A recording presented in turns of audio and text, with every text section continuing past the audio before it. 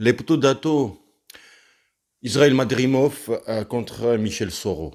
On avait peur de quoi avant ce combat-là? Déjà d'inactivité de Michel Soro, ça fait 2 ans qu'il n'a pas boxé, et surtout, je dis bien surtout, la décision maison parce qu'il boxe chez le gars, chez son adversaire à Uzbékistan. Et les Bdato, les deux s'étaient exaucés, hein, de ce qu'on avait peur. Inactivité parce qu'il n'était pas dans son assiette, mais j'avais tellement envie de parler de ça, les Bdato. Et je m'apprêtais à parler de ça. Au huitième round, quand j'ai vu le huitième round, il n'était pas dans son assiette, il lui manquait du ring. Beaucoup. Si on me pose la question, souvent on dit le boxeur n'a pas boxé depuis 2 ans, et il y en a qui comprennent pas, ils disent bah c'est le boxeur, c'est un boxeur, c'est son métier, mais il a pas boxé 2 ans, mais il s'est entraîné, sparring, tout ça. Comment ça va se voir sur le ring en fait, son inactivité. Eh ben je voulais commencer par ça en fait, en disant que regardez ce combat de Michel Soro, surtout les premiers rounds, deuxième round. Et ça, c'est significatif de celui qui n'a pas boxé depuis 2 ans. Tu t'es pas dans ton assiette. Enfin, dans ton assiette, ça veut rien dire, mais je vais m'expliquer. C'est que t'es en retard sur les coups de ton adversaire. Tu clignes des yeux quelque part. Il y a un moment, il envoie direct du gauche. Son adversaire, bah, il parle à sa droite de Michel et il met quelques microsecondes, mais quand même, tu vois, il met du temps à réaliser et retourner. Et ça, tout ça, c'est manque des combats. Il y a le timing, tu vois, le direct du gauche qui frappe pas, qui c'est dans le vide, où t'es crispé, la crispation, où tu cherches le coup dur. Je voulais parler de tout ça. Il y avait de quoi parler, mais malheureusement, malheureusement, Michel Soro est arrêté au neuvième round à cause d'une erreur de l'arbitre. Et bah, je vais parler de ça et non pas du combat, malheureusement. Les Budato, voilà ce qui s'est passé, je vous contextualise. Nous sommes en neuvième round, donc presque tous les rounds, la malignité qu'il avait Madrimov, c'est de finir très bien les 30 dernières secondes, tu vois, pour impressionner les arbitres. Et donc, arrivé ce neuvième round, il fait la même chose. Donc, il touche Michel Soro sur son crochet du droit. Voilà, c'est Michel Soro. Il voulait faire un esquive, mais assez bas, tu vois, assez ouvert pour son adversaire. Et quoi qu'il en soit, il le touche avec son bras arrière. Madrimov touche Soro. Donc, Soro, il se redresse. Il prend encore à une droite nette, sa tête est faite, tu vois. Et aussi, Michel, il a le cou assez long, tu vois. Donc il doit soit lever les mains tout le temps assez haut. Et si à une seconde, il va... Enfin, t'as pas toujours 36 minutes comme ça pendant 12 rondes, hein, les bras comme ça, tu vois, en haut. Et bah, il y a un moment, boum, on voit la tête qui bouge. Bref, de coups, il recule Soro, ce que chaque boxeur aurait fait.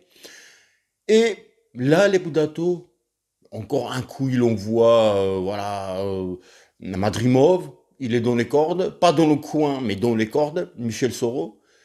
Et là, les Budato, il y a le gong de fin du round retentit.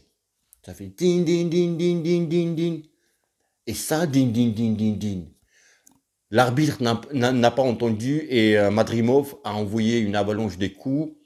Entre 5 et 7 coups, 5-6 coups nets touchent la tête de Michel Soro et l'arbitre. Le gong a retenti, le round est fini.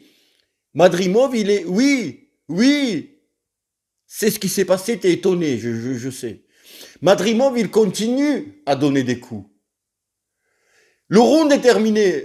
Le moment quand Madrimov envoie les coups et touche Soro, même s'il est sonné, il a entendu peut-être aussi le gong, donc du coup il s'est plus relâché en se disant que bah je veux plus me protéger. Il y a de ça aussi. Peut-être il pouvait pas. parce qu'il était sonné. Mais peut-être aussi, quelque part, un boxeur, il entend, il y a ding, il sait que le round est terminé, et l'arbitre, il va intervenir. Donc du coup, je me protège plus, voilà. Mais l'arbitre n'a pas entendu, c'est ça le truc, les Budato. Donc, le gong a retenti, il prend 5, 6, 7 coups, et l'arbitre, il fait quoi? Il a toujours pas entendu, le Budato. Il intervient, vous savez, comme ça se fait, il intervient avec ses bras entre les boxeurs pour les séparer en disant c'est fini. C'est fini. Il arrête le combat. Il n'a pas entendu le gong. En ce moment-là, Michel Soro, il est dans le coin et il dit what? Qu'est-ce qui s'est passé, tu vois? Et là, il y a des chamboulements. J'ai vu Sébastien Carriès qui était ça m'a plu. Après, c'est son travail aussi, donc on va pas jeter des fleurs. C'est son travail. S'il défend pas son boxeur, surtout en Ouzbékistan, enfin loin de la France. Et donc voilà, il y avait agitation avec les arbitres, avec des officiels, tout ça. On arrive à quoi? Il se passe 5, 6, 7, 8 minutes. Les deux boxeurs, ils sont dans leur coin, ils attendent. On leur a pas, on leur a pas enlevé les gants. Tu vois que voilà, pour Michel Soro, en espérant que le combat va reprendre, et pour son adversaire, en attendant la décision officielle. Et donc là, voilà, il y a des officiels qui parlent, je sais pas qui est qui, il y a des gens, voilà. Et arrive les Budato, il faut donner une motion spéciale à Monsieur Le Chauve, le speaker, vous savez, le speaker des combats là, le Michael, comment il s'appelle, américain, le speaker, Are you ready to rumble? Voilà, j'ai oublié son nom. Et ben c'est le mec mais local, tu vois. Un chauve avec des lunettes, oui, moi-même je suis chauve, mais voilà, c'est pas critiquer le physique, mais voilà ce qu'il dit là, ça m'énerve. Est-ce que ça, did you like the main event?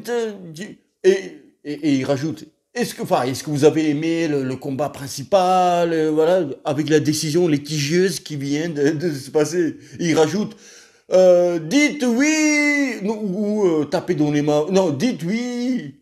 Il y a 3 personnes qui ont dit ouais, tu vois, mais ferme ta gueule, toi. Et les Budato, maintenant, il y a une question qui se pose. Est-ce que l'arbitre, il pouvait revenir sur sa décision? Oui, carrément. Oui, parce que, en fait, aujourd'hui, on a mis, c'est important, tu vois, la décision de l'arbitre, mais ça reste un être humain.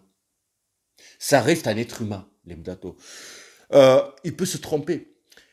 Parce que la décision des arbitres, les Budato, en football, ça coûte 2 centimes aujourd'hui. À chaque intervention, on fait oh attention, attention, va voir le petit là, le petit va voir l'écran là. Il fait je vais aller voir l'écran. Son mot ne vaut plus rien. Arrêtons de dire ah c'est l'arbitre qui a décidé. Il peut se tromper, bon sang. Oui, je suis pour qu'on respecte et je prends ça. Il faut le faire. Mais quand il s'est trompé, il s'est trompé. Tu vois, il pouvait se dire, quand sur le tas, tout de suite. Tu sais, quand il y avait le gong, et il n'a pas entendu, il a arrêté, et après, il réalise que, ah putain, il y avait le gong. Donc il fait, stop, le combat est terminé, après, il peut se dire tout de suite après, ah non, il n'y a pas stop, tu vois, chacun dans son coin, ça c'est le minute de repos. Ou bien après, c'est pas Jésus qui a parlé, bon sang. C'est un arbitre de boxe. Et c'est là, et c'est là qu'intervient la décision maison, dont on redoutait tant. Donc il est déclaré perdant, chaos technique Michel Soro. Il y avait des choses à parler du combat, mais j'ai pas assez de force. Je suis un petit peu énervé, mais juste un peu. Il était mené, hein, Michel, il était mené, il manquait du ring. Et 2 ans Après 2 ans d'inactivité, je pense qu'il lui fallait, je suis sûr, même un combat d'entrée, tu vois, de rentrée, tu vois, un combat, un top. Il fallait lui trouver un gars de top 30, à peu près son âge, trentaine passée, pardon. Un combat de oh! Il n'a pas boxé, on l'envoie, pardon, en Ouzbékistan, chez lui, star local, blablabla. Il lui manquait aussi du ring, mais la décision elle était, elle était injuste. Injuste, mais carrément. Grave, à 100%. Après, j'étais là, en fait, quand les boxeurs, ils se reposaient, enfin, ils attendaient la décision des monsieur et madame en costard-cravate. Je me disais, ben, là, ça fait 10 minutes qu'ils se reposent, tu vois. Donc, ils sont frais. Même si son adversaire, il était cuit, ouais, cuit. Michel aussi était fatigué parce qu'il envoyait beaucoup de coups dans le vide. Il cherchait le coup dur. Du coup, ça te bouffe beaucoup d'énergie. Et je me dis, s'ils disent continuer le combat, Michel, il se relève, il le met KO. Il se passe quoi après? Bah, en fait, ça, la question ne se pose même pas. Fallait pas les faire attendre 10 minutes tu vois, à discuter 10 minutes. Fallait quelqu'un qui va dire, bah, monsieur l'arbitre, excusez-moi, vous avez juste pas entendu. Maintenant, revenez sur votre décision et dire que j'ai pas entendu. Maintenant, si je fais ça, c'est parce que il y a eu aussi, si je fais le football comme comparaison, il y a eu aussi le gars il sort carton rouge alors que il s'est trompé de poche. C'était qu'un carton jaune qui voulait sortir. Tu vois, la faute ne méritait pas carton jaune, rouge, pardon. Et donc il revient tout de suite sur sa décision, mais il n'y a pas de honte. Mais t'as craqué, monsieur l'arbitre. Donc il est déçu, bien sûr. Déjà, même la prestation qu'il a faite, Michel, il en est déçu. Après, je pense qu'il savait ce qu'il qu'il pouvait attendre de soi-même, de 2 ans d'inactivité. Je me répète, mais il fallait un combat de rentrée pour Michel.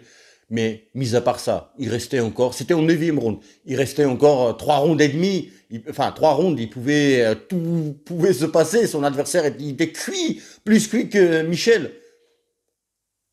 Donc il pouvait le choper, le mettre KO, et puis tout peut se passer, on le sait, les Boudatos, on le sait. Sur une seconde, tout peut se décider et terminer. Et bah, tu peux perdre 9, 10, 11, 12 et demi, 11 et demi de round, et puis gagner après. Mais bon, on ne lui avait pas donné des chances. C'est ça la décision maison. C'est ça que l'arbitre il s'est trompé, mais on est chez nous, on décide que c'est TKO, ok? Donc rentrez chez vous, il y en a aux États-Unis, en France, où vous voulez. Voilà la décision maison. Archuma sur eux. Voilà, et voilà, déçu pour Michel, enfin déçu.